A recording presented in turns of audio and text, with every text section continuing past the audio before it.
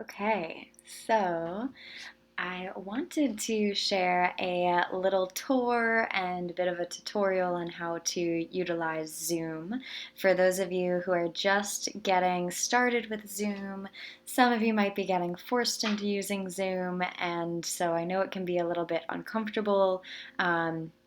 Speaking on camera or doing what you normally do through a video communication system. So, just wanted to provide a little sense of ease and clarity and give you a behind the scenes look at what a Zoom communications video looks like. So right now this screen here is actually I'm screen sharing with you through QuickTime, but this is what Zoom looks like on my end.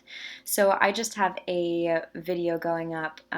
It's just me. There's nobody in the meeting, obviously, but you could see how many people are in your meeting by looking here.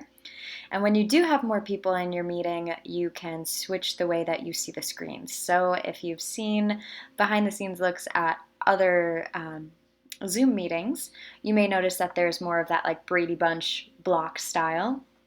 So when you start hosting Zoom calls, if you have multiple people on the call, at your top right, you would see different ways to view. You could have it be on a spotlight for just one person, like it would show up how it is now, how you see me, or you could have it that Brady Bunch style, and it would be called Gallery, and it would be found at the top right corner. You can stop the video, right? You can have the video on. You can mute the mic. You can unmute the mic. And this little mic is a symbol that you would see on other people's videos as well. So if you have other people coming into your Zoom meeting and you're hosting it, that means that you'll see this little mic in the corner of other people's video screens. So like I said, if you did that gallery view, you would see at the top right corner that there's a little mic for them, and you can mute or unmute them.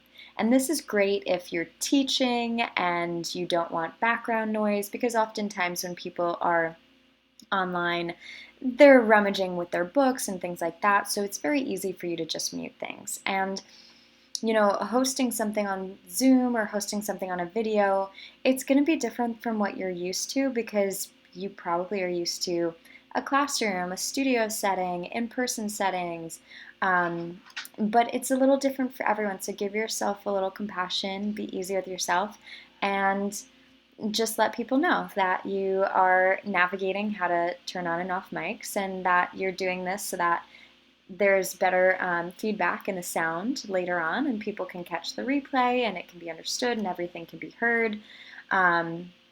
Speaking of, let me just show you another little thing here, which is record. So there's a little arrow here you might notice. If you just click record, you're going to wind up having these two options. So that's what that arrow is. It means that there's multiple options there.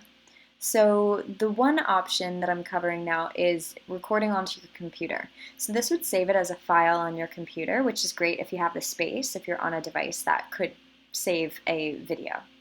And of course, it depends on how long your video is. You also have record to cloud, and again, this is dependent on how much space you have available on the cloud, but this is the Zoom cloud, so depending on your plan, you'll have a certain amount. And what happens when you do this versus this, that I think is really important, is that when you do record to the cloud, you wind up with a share link, so people can click the link and they can watch the video.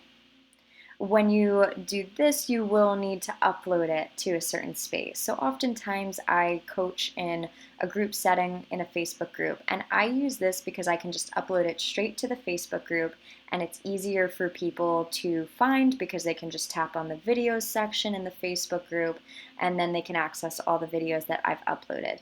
Whereas if I just have a link from the cloud, it's going to be harder for them to look back across 6 different recordings and find the correct one. And it's not going to be easily searchable. But you may want to use this if you're sharing one-to-one with somebody and you don't want to use the storage on your phone or your computer, or you don't have that kind of storage. Recording it to the cloud is great in that case. Here is a chat box. So some people don't always recognize that there's a chat box, but the chat box is great because, again, if you are teaching and you're trying to avoid having too much sound in the background and you have, say, 10 people on the call, you can use the chat box. And everyone can use the chat box. And if there's multiple people on here, then you can directly message one person, right? You can send a private message. It's really nice in that way. You can invite people to join your Zoom call. So if you started it just kind of randomly, you didn't schedule your Zoom call, this is typically when I use that, you can invite them through email, any way you want. You can copy the link and send it to them that way.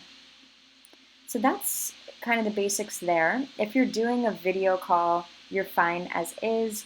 Otherwise, if you're teaching, sometimes I like to screen share. So I could share any of my screens if I wanted to, and I would just click one of these and then click share, and then it would start to show us that. Okay. So when you're actually in Zoom, I'm going to switch screens and show you this. So this is me in Zoom. We're getting places. If I go, I believe if it's clicking here, it's going to bring me to my dashboard. So inside of my dashboard, I have whatever information. I put my picture here. Like I said before, if I stop my video, that's the picture that shows up, right? So that's pretty helpful sometimes. Otherwise, it's just one of those random silhouettes, So it makes it a little bit more personal. When you are scheduling meetings, you can schedule it up here. And when you schedule it, it'll be in your list here. So if you have meetings that are scheduled out, for example, this one is a meeting with me and my assistant for Wednesday, that's in my schedule. However, I also have recurring meetings. So for the recurring meetings, they just go into a personal meeting room. So I just kind of copy this link. So this is my personal meeting room, and I just share this link with them. And again, when you make meetings, you can automatically upload it to a calendar. And when you do the calendar invitation, you can also invite people, and it'll go directly to their calendars as well. Now, before, when I was telling you about recording, there's the option to record to the cloud. So I had a question earlier today from a client that was saying, where is the cloud? What is this cloud thing, right? So inside of your Zoom dashboard, you'll see recordings.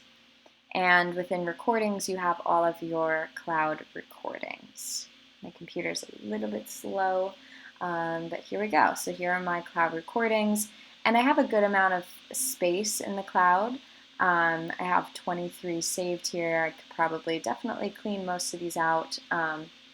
But typically what happens is if you are running out of cloud storage, it's going to delete the older things that were saved there. So I don't really clean it out just because I'm a little bit lazier probably. But that's the main thing.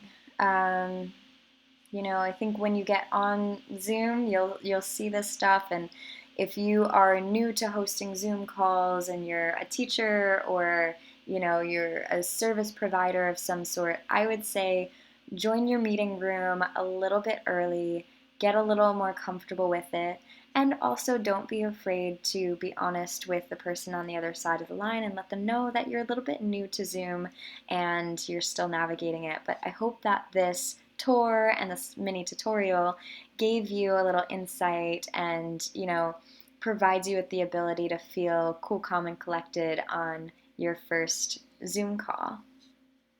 Right? If this was helpful, then let me know. If you have more questions, then I'm here. I'm happy to make more videos, and I wish you well in all of this crazy wildness. I know a lot of businesses are currently, due to the COVID crisis, the global pandemic that we're experiencing, I know a lot of businesses are switching from a in-person format to an online virtual format. So if this Zoom tutorial was helpful for you, then I'm happy. And if you have other questions on how to launch your own online course, or you want to start your own business in the virtual world, this is my zone of genius, and I would be more than honored to answer questions and support you. So feel free to reach out. And again, if you have questions, let me know. I am more than happy to help, and enjoy your time on Zoom.